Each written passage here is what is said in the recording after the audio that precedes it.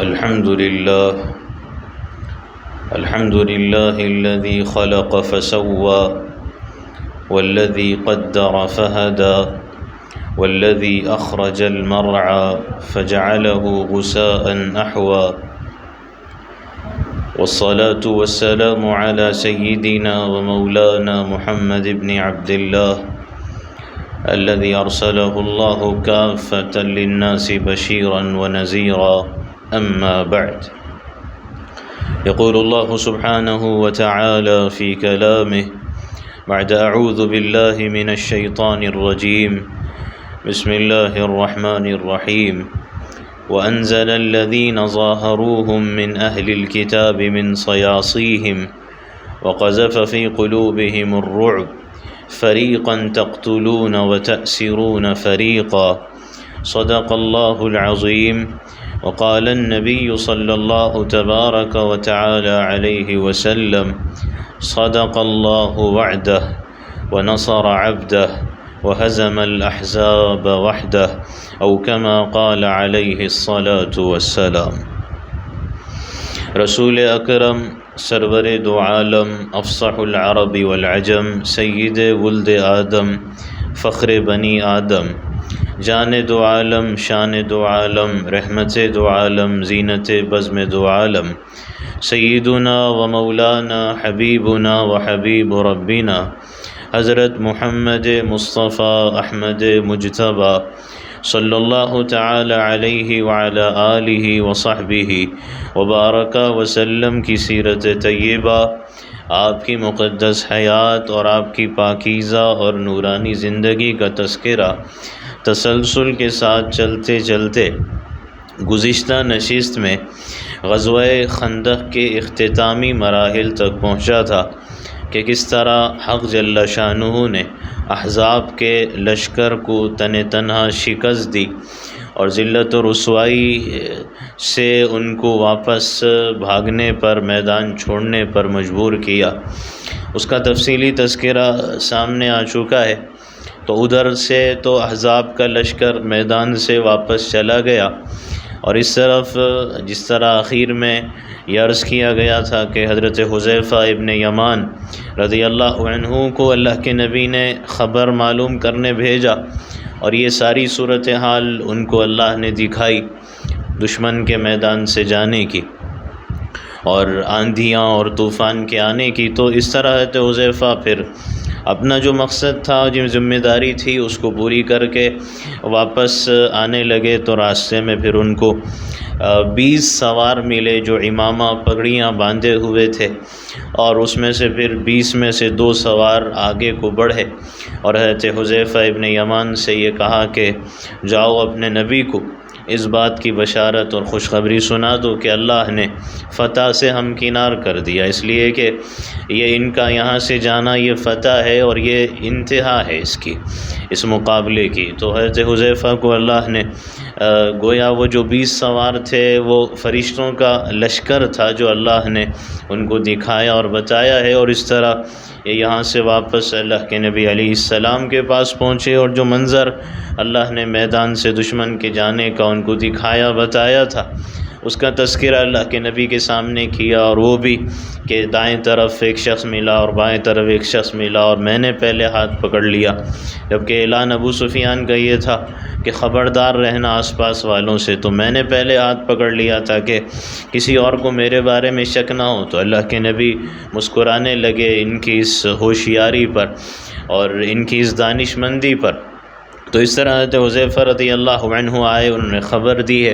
حضرت حذیفہ رضی اللہ عنہ فرماتے ہیں کہ جاتے وقت اللہ کے نبی کی دعا تھی کہ اللہ دائیں بائیں آگے پیچھے اوپر نیچے سے حذیفہ کی حفاظت فرمانا رضی اللہ عنہ، اور یہ بھی آپ نے فرمایا تھا کہ واپس آنے تک تمہیں سردی نہیں لگے گی۔ حضرت حذیفہ فرماتے ہیں کہ جب واپس آیا تو پھر دوبارہ مجھے سردی محسوس ہونے لگی، اس لیے کہ اللہ کے نبی نے واپس لوٹنے تک یہ فرمایا تھا کہ سردی نہیں لگے گی۔ واپس جیسی پہنچا دوبارہ پھر مجھے سردی لگنے لگی۔ اللہ کے نبی علیہ السلام نے مجھ پر اپنی چادر کا پلہ ڈال دیا، اس لیے کہ میری چادر تو انتہائی مختصر اور چھوٹی تھی جو سردی سے بچانے کے لیے ناکافی تھی۔ آپ نے چادر کا پلہ ڈالا، رات کا وقت تھا اور تاریکی اندھیرا بھی چھایا تھا، اچانک مجھے نیند لگ گئی، اور یہاں تک کہ جب میں سو گیا تو مجھے احساس ہی نہیں ہوا کہ فجر کا وقت ہو چکا، اور پھر اللہ کے نبی علیہ السلام نے مجھے جگایا اور فرمایا کہ اے سونے والے، اے بے خبر سونے والے، اٹھ جا، اور پھر اس طرح پھر میں نے اٹھ کر صبح کی نماز ادا کی۔ یہ جو غزوہ خندق ہے، اس میں اللہ کے نبی علیہ السلام کی اور ایمان والوں کی 4 نمازیں یہاں پہ قضا ہوئی ہیں، اور 4 نمازوں کے قضا ہونے کی وجہ یہ تھی کہ اب یہ اس بارے میں اختلاف ہے کہ صلاۃ الخوف جو ہے، نماز خوف، اس کا حکم کیا خندق سے پہلے نازل ہو چکا تھا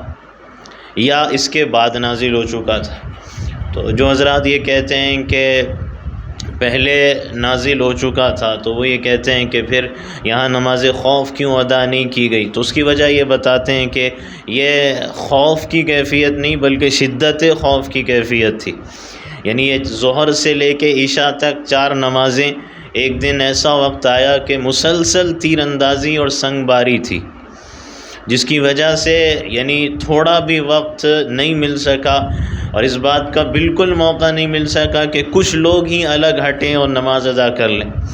یعنی یہ ممکن ہوتا تھا دوسرے حالات میں کہ کچھ لوگ ہٹ جائیں اور پھر کچھ لوگ مقابلہ کریں، جوابی کارروائی کریں، تو ان کی جان بچ سکتی ہے جو نماز ادا کر رہے ہیں۔ تو یہ خوف کی کیفیت نہیں، شدت خوف کی کیفیت تھی، جس میں 4 نمازوں تک ایک لمحے کے لیے بھی موقع نہیں مل سکا نماز ادا کرنے کا۔ اور پھر اکثر حضرات یہ کہتے ہیں کہ نہیں، صلاۃ الخوف کا حکم خندق کے بعد آیا ہے، تو اس لیے چونکہ یہ حکم ملا ہی نہیں تو اس لیے اس موقع پہ نماز ادا نہیں کی گئی، چونکہ وہاں عذر موجود تھا اور شدید عذر موجود تھا، تو اس لیے خندق کا جب غزوہ ختم ہوا تب اللہ کے نبی علیہ السلام نے سیدنا بلال ابن رباح رضی اللہ عنہ کو حکم دیا کہ بلال ظہر کے لیے اذان کہو، انہوں نے اذان کہی اور پھر تکبیر اقامت کہی اور پھر نماز پڑھی گئی، اسی طرح عصر کے لیے اذان اقامت اور نماز پڑھی گئی، اسی طرح مغرب کے لیے اور اسی طرح عشاء کے لیے ہوا۔ تو 4 نمازیں جو قضا ہوئی تھی شدت خوف کی وجہ سے اور انتہائی شدید عذر اور مجبوری کی وجہ سے کہ کسی ایک جماعت کو بھی موقع نہیں تھا نماز ادا کرنے کا، تو پھر اس کی واپسی سے پہلے ہی، راستے ہی میں مدینہ پہنچنے سے پہلے ہی اس کی قضا وہیں پر ادا کر دی گئی، اور اس طرح قیامت تک آنے والی امت کو ایک طریقہ بھی پتہ چل گیا اور ایک راستہ معلوم ہو گیا کہ اگر کسی مجبوری عذر سے نماز قضا ہو جائے، شدید عذر مجبوری سے، تو پھر یہ طریقہ ہے، اس طرح قضا نماز ادا کی جاتی ہے۔ اور اس غزوہ خندق میں جس موقع پہ تیر اندازی ہوئی اور مسلسل سنگ باری ہوئی تھی، تو ظاہر سی بات ہے کہ اگرچہ کہ تعداد ایمان والوں کی شہادت کی 6 سے 8 تک ہے، لیکن دوسرے حضرات جو شہید نہیں ہوئے ان میں بعض زخمی ہوئے ہیں مسلسل تیر اندازی سنگ باری کی وجہ سے۔ تو اس میں سے ایک زخمی ہونے والے جو مشہور و معروف ہستی ہیں اور نمایاں ہیں اس غزوہ خندق میں اور اس سے واپسی کے بعد کے ایک مشہور و معروف غزوے میں، وہ سیدنا سعد ابن معاذ رضی اللہ عنہ کی ہستی ہے۔ تو سعد ابن معاذ رضی اللہ عنہ کو جو تیر مسلسل آئے تھے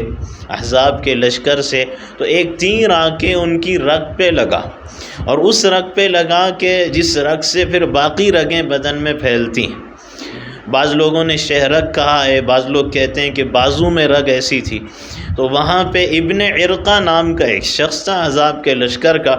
اس نے اپنا تیر چلایا، اور یہ جب اس نے تیر چلایا تو تاک کے چلایا، نشانہ تھا اس کا سعد ابن معاذ رضی اللہ عنہ، اور اس نے یہ کہتے ہوئے تیر چلایا کہ لے اس کو سنبھال لے، میں ابن عرقہ ہوں۔ تو ابن عرقہ سے وہ مشہور تھا، اور پھر اس نے تیر چلایا تو سعد کے وہ تیر آ کر لگا۔ جب وہ تیر آ کے لگا تھا غزوہ خندق کے موقع پر، تو اس سے مسلسل خون جاری ہو گیا، خون رکنے کا نام ہی نہیں لیتا، مسلسل اور مستقل وہ خون بہتا جا رہا تھا۔ تو اس موقع پر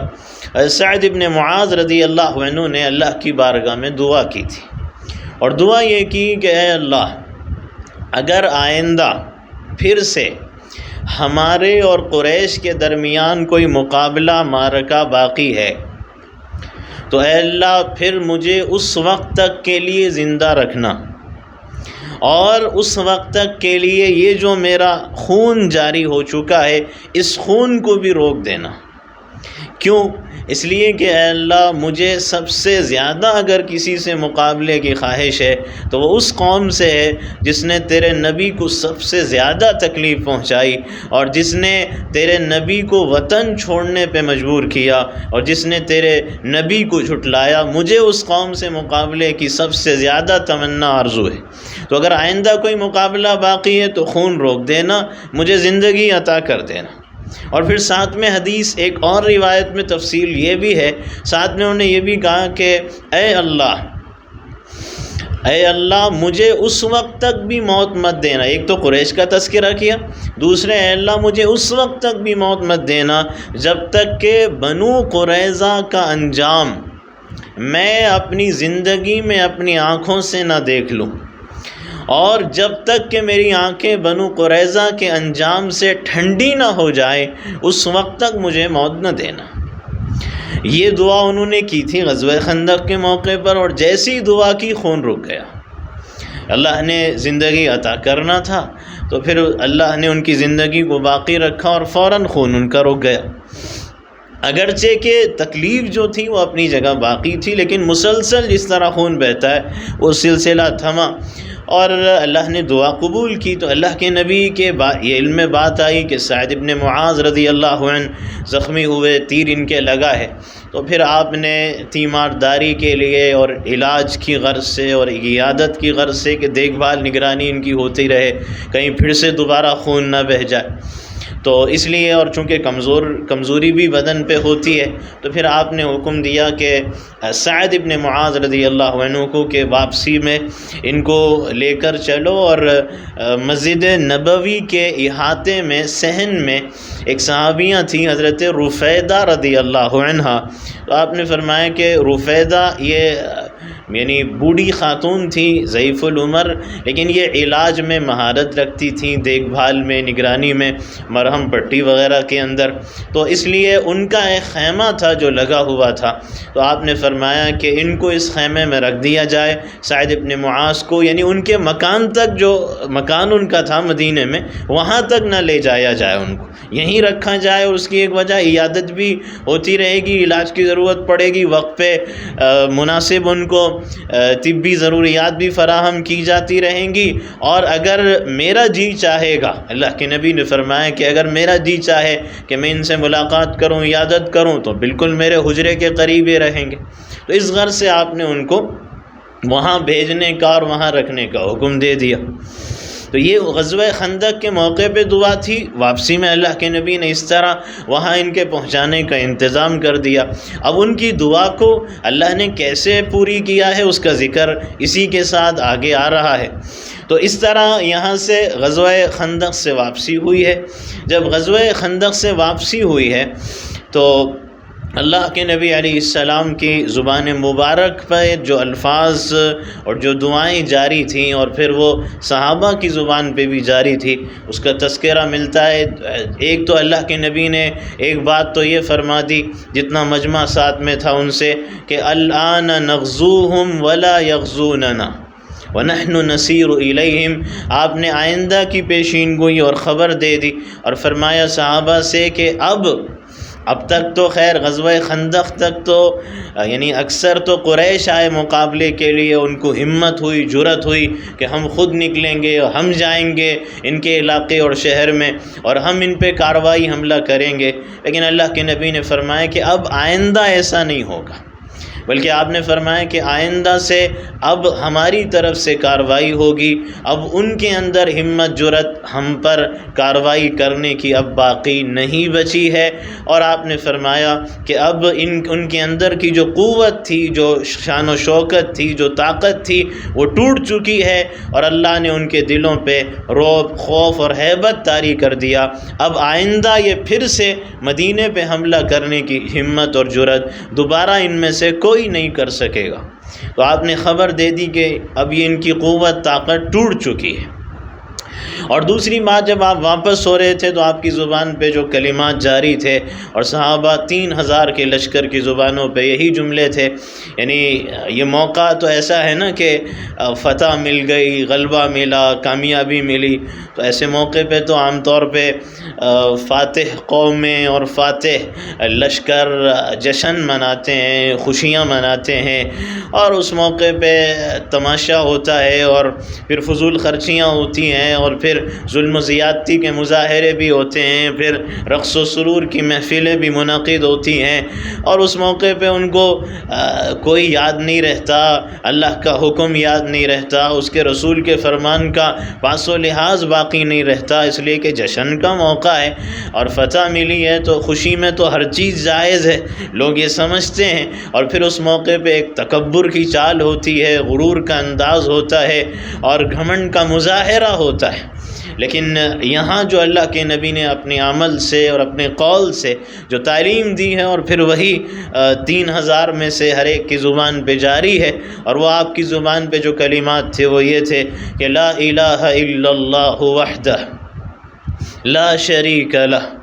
لہ الملک ولہ الحمد وہو علی کل شیء قدیر،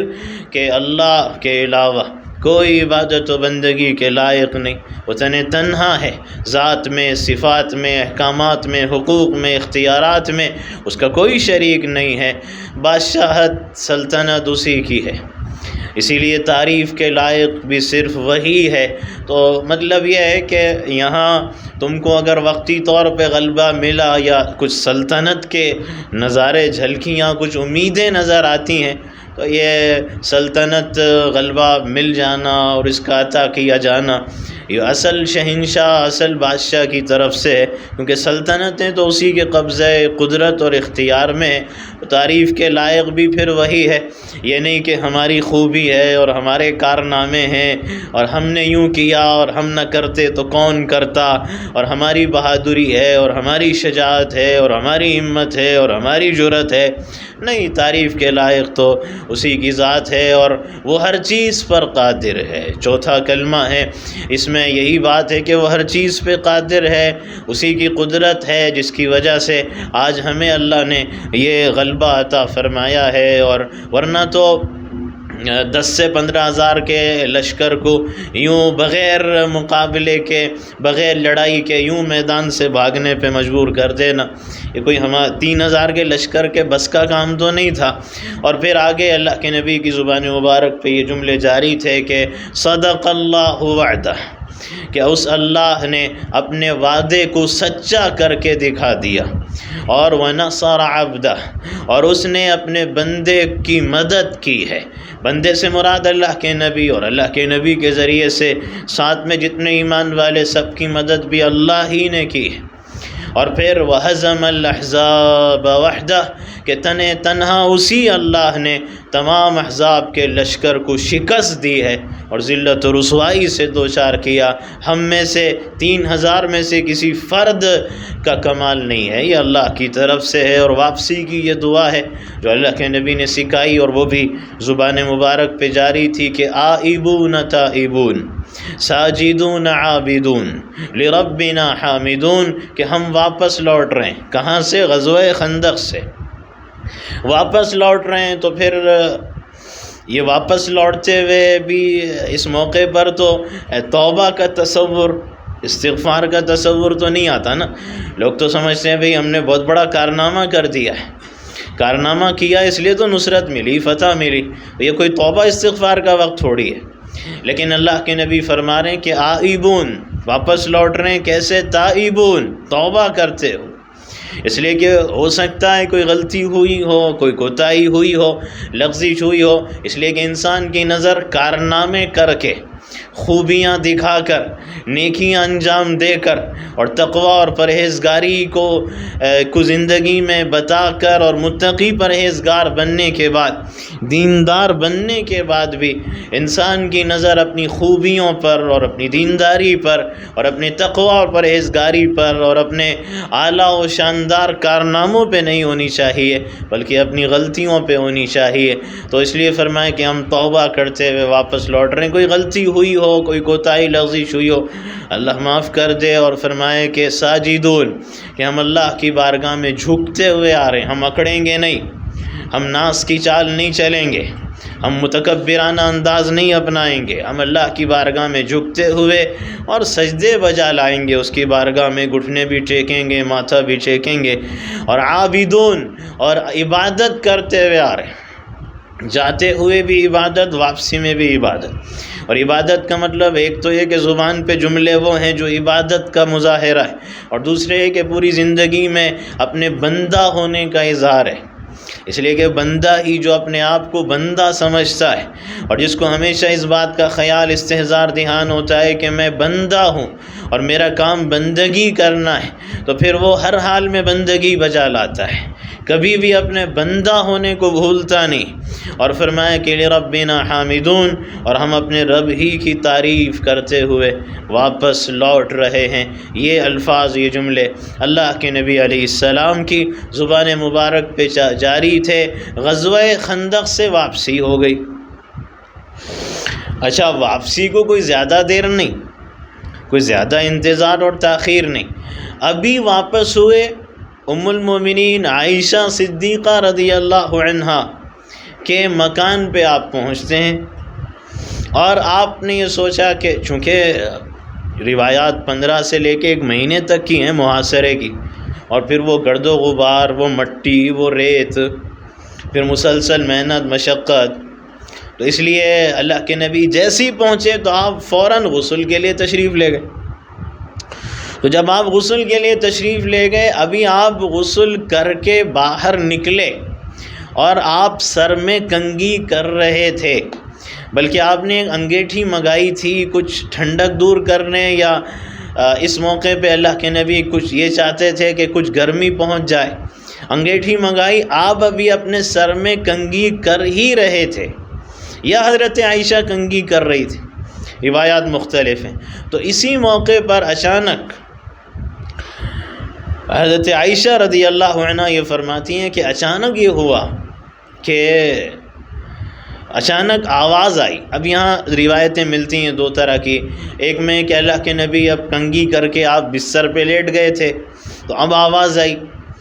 اور دروازے پہ کسی نے دستک دی، اور ایک روایت میں عائشہ فرماتی ہیں کہ اللہ کے نبی علیہ السلام ابھی لیٹے تھے یا ابھی کنگھی کر رہے تھے، دستک تو نہیں ہوئی لیکن باہر سے ایک آواز آئی۔ تو آواز کیا آئی؟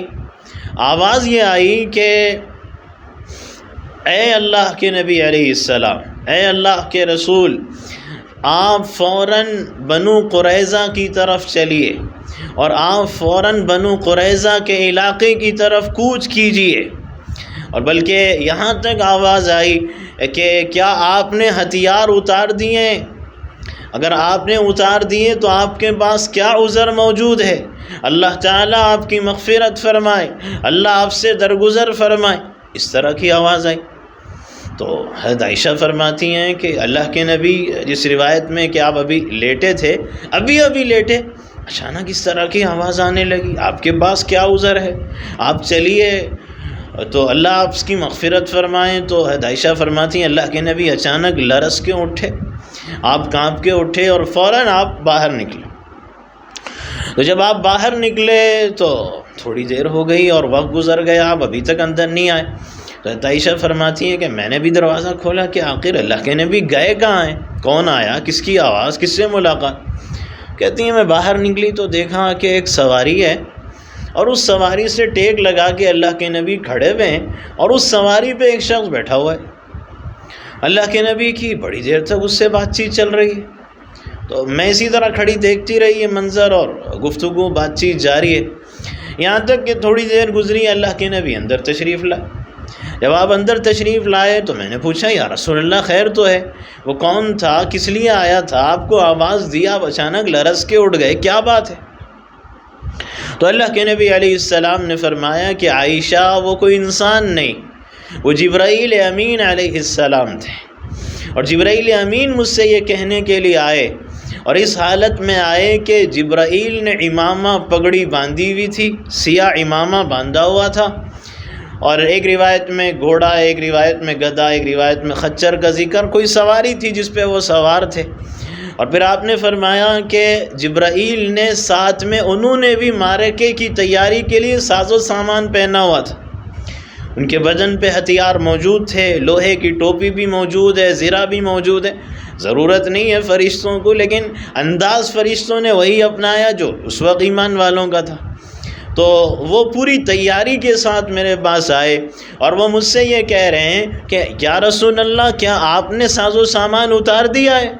جبکہ ابھی فرشتوں نے اتارا ہی نہیں ہے، بلکہ یہاں تک انہوں نے کہا عائشہ مجھ سے کہ جبرائیل یہ کہہ رہے تھے کہ میرے ساتھ فرشتوں کی ایک جماعت تھی، اور وہ پوری تیاری اور ساز و سامان کے ساتھ تھی، اور جب سے غزوہ خندق شروع ہوا ہم میدان میں موجود تھے، اور جب احزاب کا لشکر میدان سے واپس گیا تو ہم نے تب بھی ان کا تعاقب پیچھا کیا کہ کہیں یہ پلٹ کے آنے کی ہمت نہ کریں۔ تو ایک جگہ اور مقام تھا، اس سے پہلے اس کا تذکرہ ہوا، حمراء الاسد، تو ہم نے وہاں تک ان کا پیچھا کیا، اور جب ہمیں اطمینان ہوا کہ یہ واپس آنے کی ہمت جرأت ختم ہو گئی، ان کے اوپر ایسا خوف روب دبدبہ ہیبت رب نے طاری کر دیا، تو پلٹ کے ہم واپس یہاں آئے، اور فرشتوں کی جماعت بھی میرے ساتھ ہے۔ تو اس لیے ہم نے ابھی تک ساز و سامان ہتھیار نہیں اتارا، آپ نے کیسے اتار دیا ہے؟ اور آپ نے اگر اتارا ہے تو آپ کے پاس کیا عذر موجود ہے؟ اللہ آپ کی مغفرت فرمائے، آپ سے درگزر فرمائے۔ تو اس لیے اگرچہ آپ نے اتار دیا ہے لیکن ہم نے نہیں اتارا، لہٰذا آپ فوراً تیاری کیجئے، ساز و سامان ساتھ میں لیجئے اور کوچ کریے۔ میں بھی جا رہا ہوں، کہاں؟ بنو قریظہ کے قلعوں اور ان کے علاقے کی طرف جا رہا ہوں، اور میں جاؤں گا اور ان کی قلعوں کی بنیادیں ہلا دوں گا۔ تو حضرت جبرائیل نے یہ خبر دی تو اللہ کے نبی علیہ السلام نے صحابہ کا خیال فرمایا۔ ایک روایت میں یہ بات موجود ہے، آپ نے فرمایا جبرائیل میرے ساتھی مسلسل تھکے ہوئے، 1 مہینے کی محنت مشقت، کیا کیا ہوا سنا ہے، کیا کیا ہو چکا، بھوک پیاس کی شدت اور جو کچھ ہوا، تو میرے ساتھی مسلسل مستقل محنت مشقت سے تھکے ہوئے ہیں، تو اس لیے اگر ان کو کچھ دن کی مہلت مل جائے تو اچھا ہوگا۔ تو حضرت جبرائیل نے 2 باتیں عرض کی، ایک تو یہ کہ یا رسول اللہ، اللہ تعالیٰ آپ کو حکم دیتا ہے کہ آپ فوراً بنو قریظہ کی طرف چلیے، ایک، اور دوسرے انہوں نے یہ کہا کہ یا رسول اللہ آپ ہمت کر کے اپنے ساتھیوں کو لے کر چلیے، اس لیے کہ آپ کے پہنچنے سے پہلے میں وہاں پہنچ جاؤں گا، اور جب میں پہنچوں گا تو میں ان کے قلعوں کے اندر اپنا گھوڑا لے کے گھس جاؤں گا اور ان کی بنیادیں ہلا ڈالوں گا، اور میں بنو قریظہ کو نیست و نابود کر دوں گا، اور میں اکیلے نہیں، میرے ساتھ فرشتوں کی جماعت ہوگی، تو پریشانی کی کوئی بات نہیں، ساتھیوں کو حکم دیجیے آپ بھی چلیے۔ تو جب اللہ کی طرف سے حکم ہے اور تاکیدی حکم ہے اور فوراً نکلنے کا حکم ہے، تو پھر اللہ کے نبی علیہ السلام نے اعلان کروایا، سیدنا بلال ابن رباح رضی اللہ عنہ کے ذریعے آپ نے اعلان کروایا اور فرمایا جاؤ بلال، منادی لگاؤ، اعلان کرو لوگوں میں کہ چلنا ہے بنو قریظہ کی طرف۔ حضرت بلال گئے اور ایک اونچی جگہ پہ کھڑے ہو کے انہوں نے اعلان کیا کہ اے اللہ کے لشکر کے سوارو، دوبارہ سوار ہو جاؤ، ابھی تک سواری تھے، دوبارہ پھر سوار ہو جاؤ، پھر نکلو۔ جیسی اعلان ہوا تو پھر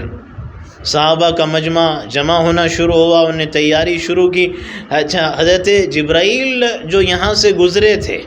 تو حضرت انس ابن مالک رضی اللہ عنہ فرماتے ہیں کہ اللہ کے نبی سے بات کر کے حضرت جبرائیل تیزی سے آگے بڑھے،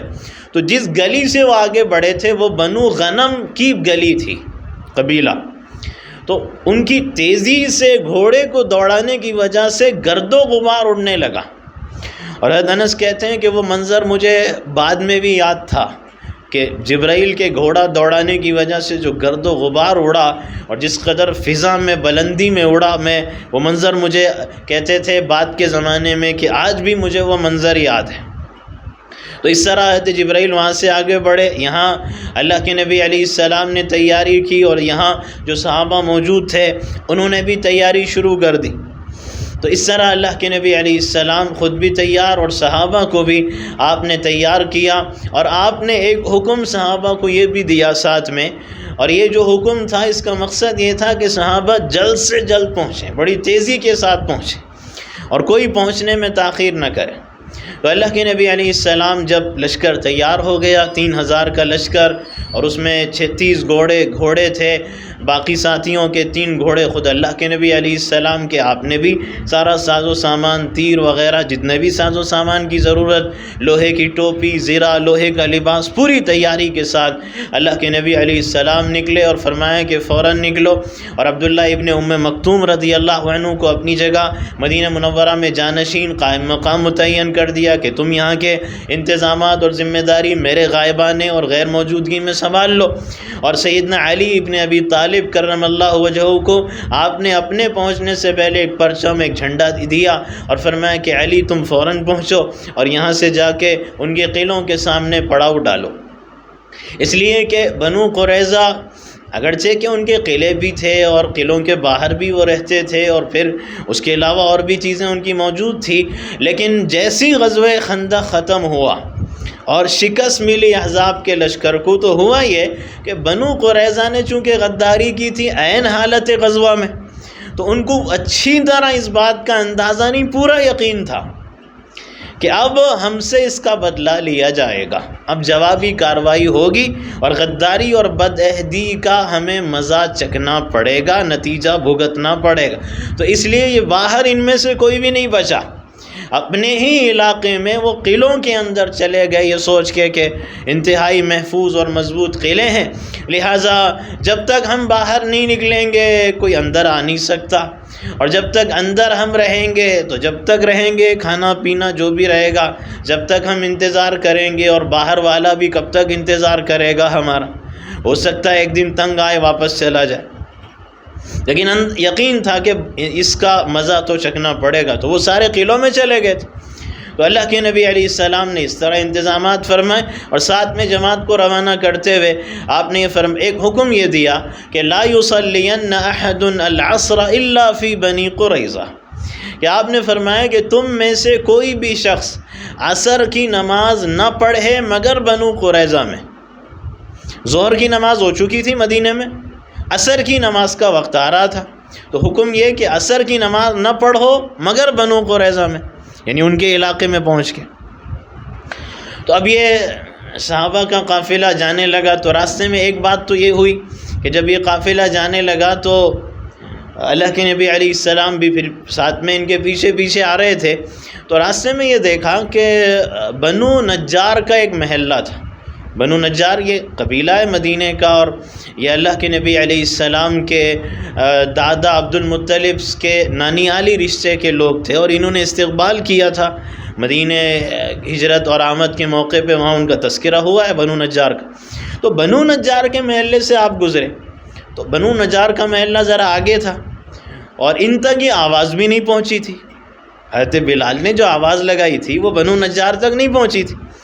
تو آپ نے یہ سوچا کہ چلو وہاں جائیں گے تو ان کو بھی بتا دیں گے، اگر وہ تیار ہوں گے تو ٹھیک ہے، نہیں تیار ہوں گے تو کہہ دیں گے کہ جلدی تیاری کرو نکلو۔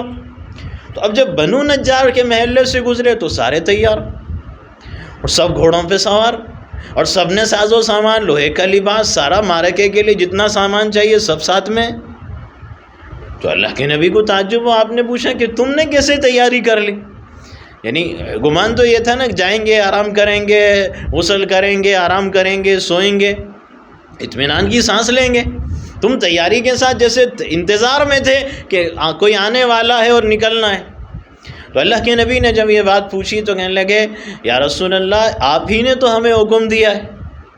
اللہ کے نبی نے فرمایا کہ میرا حکم تم تک کیسے پہنچا؟ کہنے لگے یا رسول اللہ وہ ایک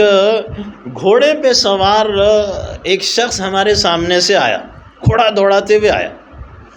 تو جب ہم نے اس پہ نظر ڈالی اور ہمارے محلے سے گزرا تو ہم نے دیکھا رے یہ تو دحیہ کلبی ہے. تو ہم نے دیکھا رہی ہے، ہم سب یہ کہنے لگے کہ ارے وہ دحیہ کلبی گھوڑا دوڑاتے ہوئے جا رہے. تو جب بالکل ہمارے سامنے سے وہ دحیہ کلبی گزرے، صحابی رسول ہیں، تو جب سامنے سے وہ گزرے تو ہم سے کہنے لگے کہ فوراً تیاری کرو اور فوراً نکلو بنو قریظہ کی طرف، اللہ کے نبی بھی پیچھے پیچھے آ رہے ہیں. تو ہمیں حکم دیا اور یہ بھی کہا ساتھ میں کہ اللہ کے نبی کا حکم ہے، میں تمہیں پہنچا رہا ہوں اور میں اس لیے جلدی جا رہا ہوں کہ مجھے آگے جانا ہے. تو انہوں نے ہم سے دحیہ کلبی نے یہ کہا تھا، اس لیے ہم بھی تیار ہو گئے، اور انہوں نے یہ کہا آپ پیچھے آ رہے ہیں تو ہم آپ کے انتظار میں تھے. تو اللہ کے نبی علیہ السلام نے فرمایا کہ لوگوں وہ دحیہ کلبی نہیں، وہ جبرائیل امین علیہ السلام تھے جو اکثر حضرت دحیہ کلبی رضی اللہ عنہ کی شکل و صورت میں تشریف لایا کرتے تھے وحی کا پیغام لانے کے لیے. اور وہ اس لیے جلدی آگے پہنچے، ان کا مقصد یہ کہ قلعے کی بنیادیں ہلائیں اور ان کے اوپر روب، خوف اور دبدبہ بنو قریظہ کے دل کے اندر طاری کر دیں، اس لیے وہ جلدی یہاں سے گئے. تو اس طرح اللہ کے نبی علیہ السلام آگے بڑھے. تو ہوا یہ کہ باقی جو قافلہ تھا بڑی تیزی سے آگے نکلا، اور چونکہ اللہ کے نبی ابھی پیچھے تھے تو راستے میں عصر کی نماز کا وقت ہو گیا. اب عصر کی نماز کا وقت ہو گیا ہے، لیکن حکم یہ ہے کہ بنو قریظہ پہنچ کر ہی عصر کی نماز پڑھنی. تو ایک حکم یہ ہے کہ نماز وقت پہ ادا کرو، نماز کو قضا مت کرو. اور ایک حکم یہاں یہ ہے کہ عصر پڑھنا ہے تو بنو قریظہ میں پڑھنا ہے. اب بنو قریظہ میں اگر پڑھیں گے تو پھر عصر کا وقت بھی نکل سکتا ہے، نماز قضا بھی ہو سکتی ہے. تو کریں تو کیا کریں؟ دونوں بھی حکم ہیں اور دونوں بھی اللہ کے نبی ہی کے حکم ہیں. تو دونوں حکموں پہ عمل کیسے ہوگا؟ تو اب اس میں صحابہ کی دو جماعتیں بن گئی، دو گروپ بن گئے. اور یہ دو جماعتیں جو دو گروپ بنے ہیں وہ ان میں سے ہر ایک کا مقصد اللہ کے نبی کے حکم اور فرمان پہ عمل کرنا ہے. کسی کا بھی مقصد نعوذ باللہ اللہ کے نبی کے حکم کی مخالفت ہرگز نہیں ہے. بات یہ ہے کہ فرمان نبی کے ہیں، دونوں بھی نبی کے فرمان ہیں. بات سمجھنے کی ہے، اب سمجھنے میں فرق ہو جاتا ہے، لیکن ہر سمجھنے والا نبی کے فرمان پہ عمل کرنا چاہتا ہے. تو دو جماعتیں بن گئی. ایک جماعت نے یہ کہا کہ نہیں، چاہے کچھ بھی ہو جائے ہم عصر کی نماز وقت پہ ادا کریں گے، اگرچہ کہ بنو قریظہ پہنچنے میں عصر کی نماز کی ادائیگی کی وجہ سے تاخیر ہو جائے. کیوں؟ اس لیے کہ اللہ کے نبی کی جو منشا اور مرضی تھی کہ عصر پڑھو، صرف بنو قریظہ میں پڑھنا ہے. منشا یہ نہیں تھی کہ بھئی قضا بھی ہو رہی ہے تو پڑھنا ہی نہیں، بنو قریظہ میں پڑھنا. مقصد یہ تھا کہ اتنی جلدی پہنچو کہ عصر وہاں پڑھ سکو. اس کا مطلب یہ تو نہیں تھا کہ جلدی نہیں پہنچ سکے تو عصر ہی چھوڑ دو، نہیں، اس لیے ہم عصر تو یہیں پڑھیں گے. اب دوسری جماعت نے کہا نہیں، نبی کو پتا تھا کہ وقت آ سکتا ہے عصر کا راستے میں بھی، تو پھر نبی فرما دیتے ساتھ میں کہ بنو قریظہ پہنچنے سے پہلے وقت ہو تو عصر پڑھ لو. آپ نبی نے یہ فرمایا نہیں بنو قریظہ ہی میں پڑھنا ہے تو ہم یہاں نہیں پڑھیں گے، ہم بنو قریظہ کے علاقے میں پہنچ کر ہی پڑھیں گے اگرچہ کہ وقت نکل جائے. تو دو جماعتیں بن گئی اور دونوں نبی کے فرمان پہ عمل کرنا چاہتے، بس سمجھنے میں فرق ہے. تو اس لیے آگے چل کے پھر اللہ کے نبی کو جب پتہ چلا دونوں کی رائے کے بارے میں تو آپ نے کسی کو بھی ملامت نہیں کی، آپ نے کسی کو بھی برا نہیں کہا. دونوں جماعتوں میں سے کسی کی آپ نے ملامت نہیں کی. اس لیے ملامت نہیں کی کہ دونوں کا مقصد نبی کے حکم پہ عمل کرنا تھا. اسی حدیث کی بنیاد پہ پھر علماء نے مسائل لکھے ہیں، تفصیلات بیان کی ہے کہ اگر مجتہدین میں اختلاف ہو، مجتہد کا مطلب ایک لمبی وضاحت ہے، مختصر سی بات یہ کہ ایک ایسا عالم امت کے اندر کے جس کو اجتہاد کا درجہ حاصل ہے، جو قرآن بھی جانتا ہے، حدیث بھی جانتا ہے، تفسیر بھی جانتا ہے، اور جو لغت بھی جانتا ہے، جو عربی گرامر بھی جانتا ہے، جو فقہ کا علم بھی جانتا ہے، اس کو مکمل مہارت حاصل ہے، عبور حاصل ہے، اور وہ صرف تنہ دعوے دار نہیں بلکہ امت اور ایک طبقہ امت کے علماء کا اس کے مجتہد ہونے پر متفق ہے، اور پھر وہ اپنے اعتبار سے قرآن اور حدیث کے اندر اجتہاد بات کرے اور اپنی کوئی رائے بیان کرے تو اور پھر وہ رائے بیان کرنے میں اس کے سمجھنے کے اندر اگر وہ صحیح نتیجے پہ پہنچ جائے گا تو اللہ تعالیٰ اس کو دوہرا اجر عطا کرے گا۔ اللہ کے نبی علیہ السلام نے اسی کو فرمایا کہ اذا حکم الحاکم فاجتہد فاصاب فلہ اجران وان اخطأ فلہ اجر، کہ اگر کسی مجتہد نے اگر تحقیق کی اور اپنی رائے بیان کی، اگر صحیح نتیجے تک پہنچ گیا تو اس کو دوہرا اجر ملے گا، اگر اس سے غلطی ہو گئی تو اس کو ایک اجر ضرور ملے گا، کیونکہ اس کا مقصد بھی سمجھنا تھا قرآن حدیث، اس کا مقصد بھی قرآن حدیث پہ عمل کرنا تھا، اس کا مقصد بھی امت کو قرآن حدیث سمجھانا تھا۔ ہاں رائے بیان کرنے میں سمجھنے میں ہو سکتا ہے کوئی غلطی ہو جائے، اب جو صحیح نتیجے پہ پہنچا اللہ اس کو 2 اجر عطا کرے گا، جس سے غلطی ہو گئی اس کو پھر بھی 1 اجر اجتہاد کرنے کا ضرور ملے گا۔ تو دونوں جماعتیں اپنی جگہ موجود ہیں البتہ، اور درست ہیں اور صحیح ہیں۔ البتہ حافظ ابن قیم رحمہ اللہ فرماتے ہیں کہ اس میں سے جس جماعت نے عصر کو وقت پہ پڑھا ان کو 2 اجر ملے، کیونکہ وہ صحیح نتیجے تک پہنچے۔ 2 اجر اس لیے کہ ایک تو عصر کی نماز کو وقت پہ ادا کرنے کا اجر مل گیا اور صحیح اجتہاد انہوں نے کیا، اس کا اجر ملا ہے، اور دوسرا اجر یہ کہ اللہ کے نبی علیہ السلام کے اصل جو منشا اور اصل جو حکم ہے جو دوسری روایات میں ملتا ہے انہوں نے اس پر عمل کیا، اس لیے ان کو دوہرا اجر ملا، صحیح اجتہاد کیا ہے، دوہرا اجر ملا۔ جنہوں نے تاخیر کی اور وقت نکلنے کے بعد پڑھا تو ان سے سمجھنے میں اگرچہ کہ غلطی ہوئی وقتی طور پہ، لیکن ان کو 1 اجر ضرور ملا ہے، کیونکہ کسی کی طرف سے بھی کوئی گناہ کا عمل نہیں۔ اس کی وجہ سے یہ نہیں کہا جا سکتا کہ فلاں جو مجتہد ہے اس کی بات غلط ہے، اس کا اجتہاد غلط ہے اس لیے وہ گناہ گار ہے یا وہ مجرم ہے یا وہ اللہ کی بارگاہ میں پکڑا جائے گا یا وہ گمراہ ہے، یہ بات ہرگز نہیں کہی جا سکتی، اس لیے کہ صحابہ کی دونوں جماعتیں دونوں اپنی جگہ برحق ہیں۔ تو یہ بات اللہ کے نبی نے فرمائی۔ آپ یہاں سے آگے چلیں۔ اچھا، آپ کے پہنچنے سے پہلے سیدنا علی بن ابی طالب کرم اللہ وجہہ پہنچ چکے ہیں، اور وہ قافلے کے ساتھ قلعوں کے سامنے انہوں نے پڑاؤ ڈال دیا۔ جب پڑاؤ انہوں نے ڈالا قلعوں کے سامنے تو اب بنو قریظہ کی ہمت تو نہیں تھی کہ باہر نکلیں، لیکن جیسے ان کو پتہ چلا کہ قافلہ ایمان والوں کا پہنچ گیا تو فوراً انہوں نے گالیاں نکالنی شروع کی۔ پہلے تو عام مسلمانوں کو خوب جی بھر کے گالیاں دی، اور پھر اس کے بعد اللہ کے نبی کا نام لے کے گستاخی شروع کی، اللہ کے نبی کے شان میں بھی بہت برا کہا اور بہت سی گالیاں دی۔ تو جب انہوں نے گالیاں دی اور گستاخیاں کرنا شروع کی تو حضرت سیدنا اسید ابن حضیر رضی اللہ عنہ انصار مدینہ میں، تو انہوں نے جواب میں یہ کہا کہ دیکھو اے بنو قریظہ کے لوگوں، تم جو اپنے آپ کو قلعوں میں محفوظ سمجھتے ہو اور اپنے آپ کو قلعوں میں مضبوط سمجھتے ہو، اور یہ سمجھ کے تم یہ جو چاہے اپنی زبان سے بک رہے ہو اور جو چاہے گالیاں دے رہے ہو، تو تم یہ مت سمجھو کہ اس طرح تمہاری جان بچ جائے گی یا تمہاری زندگی محفوظ ہو جائے گی، اس لیے کہ تم کب تک رہو گے؟ اس وقت تک اپنے قلعوں میں زندہ رہو گے جب تک کھانا پینا تمہارے پاس رہے گا، جب تک خوراک اور غذا اور پانی رہے گا،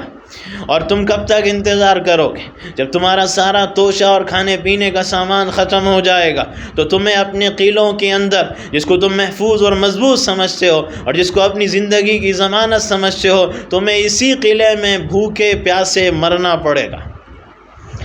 تو اس لیے یہ ہمت اور یہ جرأت گستاخی کی مت کرو۔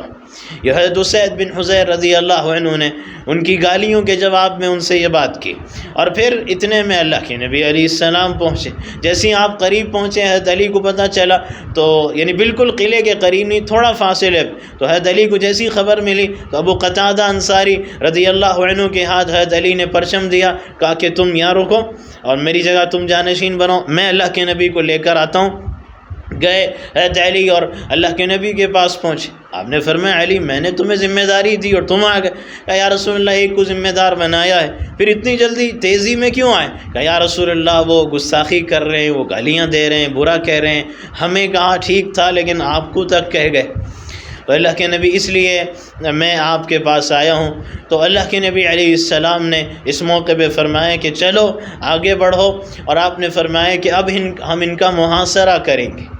ان کے قلعوں کا چاروں طرف سے محاصرہ ہوگا اور ان کے قلعے کا چاروں طرف سے گھیراؤ کیا جائے گا۔ تو اب ایمان والوں کا لشکر پہنچ گیا اور بنو قریظہ کے قلعوں کا چاروں طرف سے محاصرہ اور گھیراؤ کیا گیا۔ اب یہ جو محاصرہ تھا، اس دوران سیدنا سعد ابن عبادہ انصار مدینہ کے سرداروں میں سے رضی اللہ عنہ، ان کے پاس سے کھانا آتا اور وہ کھانا کھجوریں ہوتی، تو کھجوروں کو صحابہ کھاتے تھے اور یہی خوراک تھی اس قلعے کے محاصرے کے دوران۔ اللہ کے نبی دیکھتے کہ کھجوریں ہیں، اس کے علاوہ اور کوئی غذا تھی نہیں، صرف کھجوریں ہی تھی اور اسی پہ گزارا تھا۔ تو آپ نے فرمایا کہ بہترین اور سب سے اچھا کھانا کھجور کا کھانا ہے، اور اس طرح صحابہ کھاتے اور آپ بھی اس کو کھاتے۔ اب یہ محاصرہ چلا، باہر یہ پڑاؤ ڈالے ہوئے، اندر وہ ہیں۔ اب یہ جو محاصرہ تھا یہ کافی دن چلا، یعنی روایات اس بارے میں مختلف ہیں کہ کتنے دن تک محاصرہ چلا ہے۔ کافی دن تک تذکرہ آتا ہے، 15 دن تک کا تذکرہ ہے، 17 دن کا، 25 دن، یعنی تقریباً 1 مہینے کے قریب کا یہ محاصرہ گھیراؤ تھا۔ تو یہ 1 مہینے کے قریب کا محاصرہ چونکہ زیادہ طویل لمبا محاصرہ تھا، تو اب یہاں اگر یہ باہر نکلنا چاہے تو نہیں نکل سکتے۔ ٹھیک ہے بھائی، اندر رک جائیں گے، کب تک؟ کتنے دن تک؟ کھانا پینا ختم ہو جائے گا توشہ، تو کریں تو کیا کریں؟ تو اب بنو قریظہ کا سردار تھا کعب ابن اسد۔ یہ وہی ہے جس نے اس سے پہلے بھی سمجھایا تھا حیی ابن اخطب کو، جو ورغلہ کے بھڑکا کے لایا تھا خندق میں قریش اور آس پاس کے لشکروں کو۔ لیکن پھر حیی نے گھر پہنچ کے اور اس کی منتیں سماجتیں کر کے کعب بن اسد کو کسی طرح گویا اس کو اپنے فیور میں لے لیا اور اپنی حمایت میں لے لیا تھا۔ تو کعب ابن اسد نے جب دیکھا، یعنی ان کے تصور میں نہیں تھا کہ اتنا لمبا محاصرہ ہوگا، ان کا خیال بھی نہیں تھا نا کہ یہ اتنی جلدی ہمارے پاس آ جائیں گے۔ وہ جب اپنے قلعوں میں بھی گئے ہیں تو یہ سوچ کے گئے ہیں کہ ارے ابھی تو یہ تھکائے آئے ہیں، اتنی جلدی کون آئے گا ابھی ہمارے پاس؟ ہاں آئیں گے تو دیکھا جائے گا، اس وقت تک اتنی جلدی تو نہیں، ہو سکتا ہے کچھ مہینے لگ جائیں۔ اتنی جلدی آ گئے اور اتنی جلدی تھکائے بھی پہنچ گئے ہمارے پاس، اور پھر جاتے بھی نہیں۔ ابھی تھکایا آدمی ہو اور پھر تھکائے اتنے لوگ ہوں، محنت مشقت کر کے آئے ہوں، جانے خطرے میں ڈال کے آئے ہوں، بھوک و پیاس کی شدت اٹھا کے آئے ہوں، تو کتنے دن رکیں گے؟ اور تھکیں گے تو واپس چلے جائیں گے کہ ارے کتنے دن رکو، کتنے دن محاصرہ ہو، چلو گھر چلتے ہیں۔ جب یہ قلعوں سے نکلیں گے پھر دیکھا جائے گا۔ نہیں، اللہ کے نبی جب تک پڑاؤ ڈالے ہوئے، ایمان والے بھی ساتھ میں موجود ہیں، چاہے 1 مہینہ کیوں نہ ہو جائے۔ تو اب انہوں نے جب اس بات کو محسوس کیا تو پھر کعب ابن اسد بنو قریظہ کے سردار نے اپنی قوم کو جمع کیا قلعوں کے اندر، اور جمع کر کے سمجھانے کی کوشش کی۔ تو اس نے کہا کہ دیکھو اے بنو قریظہ کے لوگوں، 3 آپشن، 3 صورتیں تمہارے سامنے تجویز کرتا ہوں، 3 باتیں پیش کرتا ہوں۔ نے کہا کہو۔ کہنے لگا سب سے پہلی بات تو یہ کہ تم نے بنو نذیر کا انجام بھی دیکھا ہے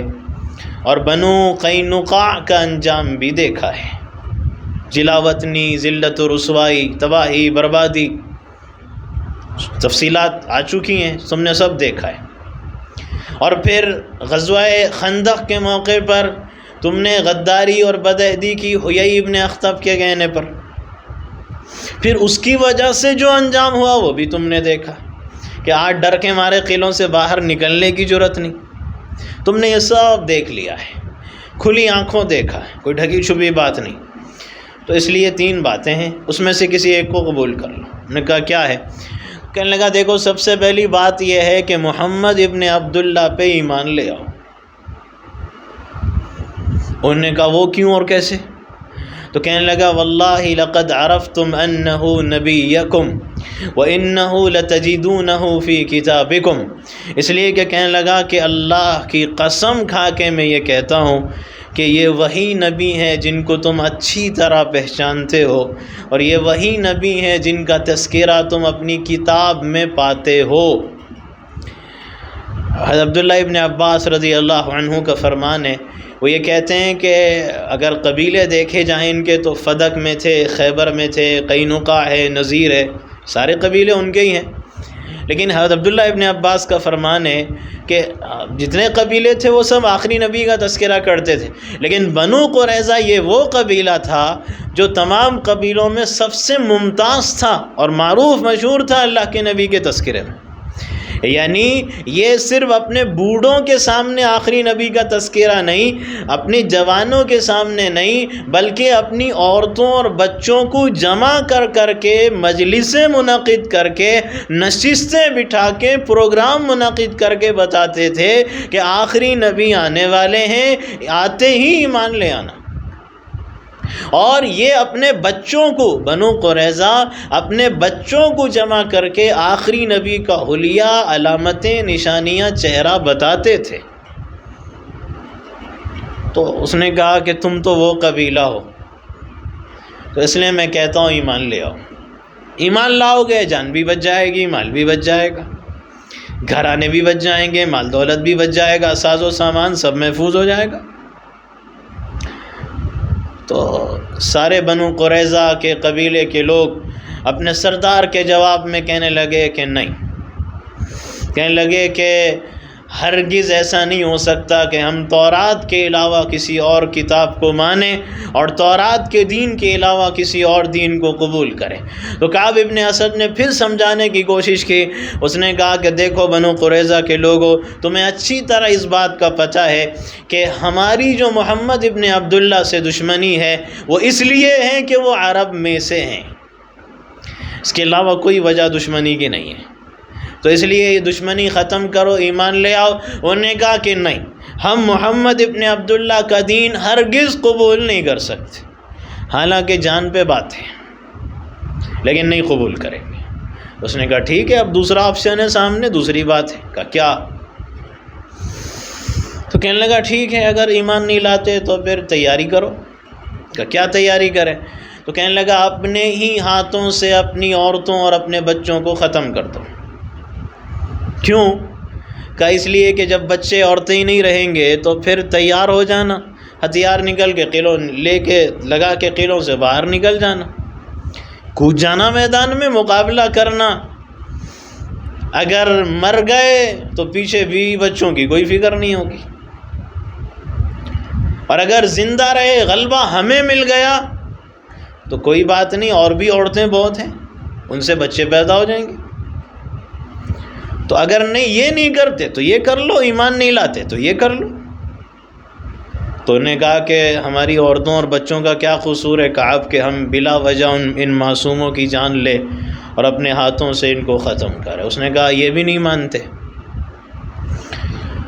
تو اس نے کہا کہ اگر تم یہ بات بھی ماننے کے لیے تیار نہیں، تو اس نے پھر مزید بات سمجھائی۔ اس نے مزید یہ کہا کہ اگر تم اس بات کو ماننے کے لیے بھی تیار نہیں تو تم ہتھیار ڈال دو، تم سرنڈر ہو جاؤ، یعنی تم یہ کہہ دو کہ نہیں، ہم مقابلہ نہیں کریں گے، ہم آپ سے صلح کرتے ہیں، ہم آپ کی ماتحتی میں آنے کے لیے تیار ہیں۔ تو ان کے سامنے ہتھیار ڈال دو کہ ہم مقابلہ نہیں کریں گے، اس کے لیے تیار ہو جاؤ کہ ہم آپ کی غلامی میں اور ماتحتی میں زندگی گزارنے کے لیے تیار ہیں۔ تو بنو قریظہ کے لوگوں نے یہ کہا کہ نہیں، یہ ہم سے نہیں ہو سکتا کہ ہم عرب کے کسی آدمی کی غلامی قبول کر لیں، ہم عرب کے غلام نہیں بن سکتے، ہم عرب کی ماتحتی میں بھی نہیں آ سکتے، نہ ایمان لانے کے لیے تیار، نہ باہر نکل کے اس طرح اس انداز میں اس نے جس طرح کا مقابلے کے لیے تیار ہوئے، نہ ہمت ہوئی، اور نہ یہ ماتحتی میں تیار ہوئے کہ نہیں ہم اس طرح غلامی عرب کی اختیار نہیں کریں گے۔ جب تینوں باتیں بنو قریظہ کے لوگوں نے ٹھکرا دی ہے تو اب کعب بن اسد کی امید ختم ہو گئی اور اس کے اندر بھی مایوسی پیدا ہو گئی، اور پھر اسی دوران یہ قوم نے تو یہ باتیں قبول نہیں کی، اور اس لیے قبول نہیں کی کہ پھر اللہ نے ان کی غداری کا انجام دکھانا تھا اور بھیانک نتیجے سے دوچار کرنا تھا۔ تو پھر اسی دوران یہ ہوا کہ ان کو یہ احساس تو تھا کہ ہم یہ تو نہیں کر سکتے، لیکن جب یہ نہیں کریں گے تو محاصرہ ختم بھی نہیں ہوگا، اور اس طرح ہماری جانوں کی بچنے کی بھی کوئی امید نہیں۔ تو انہوں نے یہ سوچا کہ کوئی بات رکھی جائے، اللہ کے نبی کے سامنے اپنا کوئی مطالبہ رکھا جائے، اس کے بعد ہی پھر ہم اس طرح ہمارے قلعوں سے باہر آئیں۔ تو ہو سکتا ہے کہ اللہ کے نبی ہمارے کوئی مطالبے کو سن کر ہمیں یہاں سے جانے کی اجازت دے دیں۔ تو ابو لبابہ ابن عبد المنذر رضی اللہ عنہ صحابی رسول ہیں، تو ان کے تعلقات تھے بنو قریظہ سے، پرانے تعلقات تھے۔ اس کی وجہ یہ کہ کاروبار بھی تھا اور کچھ رشتہ داری بھی ان کی تھی بنو قریظہ کے ساتھ، پرانے زمانے سے تھی۔ تو ایک پیغام انہوں نے البتہ بھیجا بنو قریظہ نے اللہ کے نبی کے پاس۔ پیغام یہ بھیجا کہ آپ اپنے میں سے ایک آدمی ہیں آپ کے لوگوں میں سے، اور ان کا نام ہے ابو لبابہ، ان کو آپ ہمارے پاس بھیج دیں، ہم ان سے کچھ بات کرنا چاہتے ہیں۔ تو اللہ کے نبی علیہ السلام نے حضرت ابو لبابہ کو بھیجا، اور بھیجا بھی اس لیے کہ چونکہ تعلقات بھی تھے پرانے، رشتہ داری کے بھی اور کاروبار کے بھی، تو آپ نے بھیجنا مناسب سمجھا۔ تو ابو لبابہ ابن عبد المنذر رضی اللہ عنہ جب ان کے پاس پہنچے، اور جیسے ہی پہنچے ان کے پاس، تو خیر انہوں نے اپنا ڈرامہ دکھانا شروع کیا اور تماشا کیا، اور رونے لگے، گڑ گڑانے لگے، کہنے لگے ابو لبابہ تمہیں تو پتہ ہے ہماری دوستی اور تمہاری ہم سے رشتہ داری، اور دیکھو ہم پہ کیا آفت آ پڑی ہے اور کیسے ہم خطرے میں پڑ گئے ہیں۔ خیر رونا، تل ملانا، گڑ گڑانا شروع کیا، اور حقیقت میں یہ بات ہوتی تو کوئی بات ان تین باتوں میں قبول کر لیتے۔ تو کہنے لگے کہ ابو لبابہ ابن عبد المنذر رضی اللہ عنہ سے کہنے لگے کہ آخر تم چاہتے کیا ہو؟ یعنی اللہ کے نبی علیہ السلام نے جو محاصرہ گھیراؤ کیا ہے، 1 مہینے کے قریب ہو گیا، واپس نہیں جا رہے، مقصد کیا ہے؟ تو ابو لبابہ ابن عبد المنذر رضی اللہ عنہ نے فرمایا کہ بس اللہ کے نبی ایک ہی بات چاہتے ہیں، اور آپ یہ چاہتے ہیں کہ تم ان قلعوں سے باہر نکلو اور اپنے آپ کو ایمان والوں کے حوالے کر دو، بس اللہ کے نبی کا بس یہی مقصد ہے، اس وقت تک یہاں سے واپس نہیں جائے۔ تو ابو لبابہ رضی اللہ عنہ اگر یہاں تک بتا دیتے تو اس بات کی اجازت تھی، اس لیے کہ اللہ کے نبی کی جو منشا تھی وہ بتانا تھا، اور بتا دیا ہے حضرت ابو لبابہ نے کہ باہر جب تک نہیں نکلو گے اس وقت تک محاصرہ جاری رہے گا۔ تو آگے اگلی بات یہ تھی کہ اب یہ آگے جب باہر آئیں گے تو اس کے بعد کیا ہوگا، کیا انجام ہوگا۔ تو یہ اللہ کے نبی علیہ السلام کا ایک راز تھا، یعنی اگر یہ راز بتا دیا جائے تو پھر ان میں سے کوئی بھی باہر نہیں نکلے، تو ایک راز تھا، تو اس کو راز ہی رکھنا چاہیے تھا۔ لیکن حضرت ابو لبابہ رضی اللہ عنہ اب وجہ کیا بنی ہے کہ وہ چونکہ انہوں نے اپنی عورتوں بچوں کو سامنے کیا، رو رہے ہیں، گڑ گڑا رہے ہیں کہ یعنی گویا ابو لبابہ ہمیں بچا لو۔ تو خیر اس بات کا وقتی طور پہ ان پہ اثر ہوا، اور ایک تعلق تھا رشتہ داری کاروبار کا، وقتی طور پہ اثر ہوا۔ تو انہوں نے اتنے میں اشارہ کر دیا، اشارہ کیا اگرچہ کہ زبان سے نہیں کہا، بات کیا کہی کہ باہر حوالے کر دو، اس کے بغیر اللہ کے نبی نہیں جائیں گے۔ اچھا حوالے کرنے کے بعد کیا ہوگا، یہ راز تھا، لیکن انہوں نے اپنے ہاتھ سے اشارہ کر دیا گردن کی طرف۔ جب اشارہ کر دیا تو یہ ایک راز تھا، اور راز اس میں اشارہ یہ تھا کہ آؤ گے اور حوالے جب کرو گے باہر نکلنے کے بعد تو تمہارا انجام یہ ہوگا۔ تو یہ انجام کا بتانا ایک راز تھا، اور یہ راز اللہ کے نبی کا تھا، اس کو ظاہر کرنے کی اجازت نہیں۔ جیسے ہی اپنے ہاتھ سے حضرت ابو لبابہ رضی اللہ عنہ نے اشارہ کیا، ان کو پھر فوراً احساس ہوا، ہو گئی غلطی وقتی طور پہ، لیکن فوراً احساس ہوا کہ احساس کیا ہوا کہ ارے میں نے تو اللہ اس کے رسول کے ساتھ خیانت کر دی، ایک راز تھا اور میں نے اس راز کو باقی نہیں رکھا۔ خیر جیسی اس بات کا احساس ہوا تو ابو لبابہ رضی اللہ عنہ کے بارے میں آتا ہے، چونکہ مخلص ایمان والے تھے، نعوذ باللہ کوئی منافق نہیں تھے، غلطی انسان سے ہوئی ہے تو فوراً احساس ہوا، اچانک آنکھوں سے آنسو ٹپ ٹپ گرنے لگے، اور روتے ہوئے باہر نکلے، اور باہر نکل کے لشکر میں نہیں گئے، اس قدر نادم اور شرمندہ ہوئے کہ پلٹ کے سیدھا مسجد نبوی پہنچ گئے، اور مسجد نبوی میں جا کر وہاں ایک ستون پلر ہے جس کو اسطوانہ مخلقہ کہا جاتا ہے، یہ اس ستون کے پاس اللہ کے نبی اکثر صبح نوافل ادا کرتے تھے، نفل نماز، اور اکثر جو فقیر فقراء غربا مساکین ہوتے تھے صحابہ میں، وہ اللہ کے نبی کے پاس یہاں آ کے بیٹھتے، آپ ان سے بات کرتے، وہ آپ سے باتیں اسی اسطوانہ مخلقہ کے پاس کرتے تھے۔ تو اس اسطوانہ کے پاس جا کے بھاری زنجیر سے انہوں نے اپنے آپ کو مضبوطی کے ساتھ باندھ لیا، اور کہنے لگے کہ جب تک میں اس وقت تک یہاں بندہ رہوں گا جب تک کہ اللہ کے نبی علیہ السلام مجھے خود اپنے ہاتھوں سے نہ کھولے، یا تو میں اسی حال میں مر جاؤں گا، یا یہ کہ اللہ تعالیٰ میری توبہ نازل کر دے اور میری توبہ کی قبولیت کا اعلان کر دے۔ وقتی غلطی اور فوراً احساس ہے، لیکن یہی سچی پکی توبہ کرنے والے کا احساس ہوتا ہے کہ غلطی وقتی ہو لیکن احساس ندامت اور شرمندگی کا اتنا ہے کہ اس کی وجہ سے اتنے شرمندہ کہ زنجیروں سے باندھ دیا، اور پھر کہنے لگے کہ اللہ کی قسم میں نہ کھاؤں گا نہ پیوں گا، یہاں تک کہ بھوکا پیاسا مر جاؤں گا، یہاں تک کہ اللہ توبہ قبول نہ کرے یا نبی اپنے ہاتھ سے آ کے مجھے نہ کھولے۔ اس طرح انہوں نے وہاں جا کے ان کو اپنے آپ کو ستون سے باندھ لیا۔ تو یہ واقعہ یہاں پہ پیش آیا، اور پھر اس محاصرے کے دوران جو مزید واقعات پیش آئے، پھر اللہ کے نبی نے پھر بنو قریظہ کی طرف سے بھی ایک آدمی پھر بھیجا گیا، اندر سے قاصد کے طور پہ بھیجا گیا، پھر اس سے مزید باتیں ہوئی ہیں۔ البتہ 2-4 لوگ خود اسی قلعے کے اندر کے ہیں جن کو اللہ نے اس حالت محاصرہ میں ایمان کی دولت بھی عطا کی، اور پھر مزید آخر میں جو بنو قریظہ کا جو انجام ہوا، وہ فیصلہ حضرت سعد ابن معاذ رضی اللہ عنہ کو اس خیمے سے زخمی حالت میں بلا کے کروایا گیا، پھر ان کے فیصلے پہ پھر وہی انجام ہوا بنو قریظہ کا۔ اس کی تفصیلات پھر انشاءاللہ آئندہ آئیں گی۔ حق جل شانہ ان باتوں کو سمجھنے اور اس پر عمل کرنے کی توفیق عطا فرمائے۔ وآخر دعوانا الحمد للہ رب العالمین۔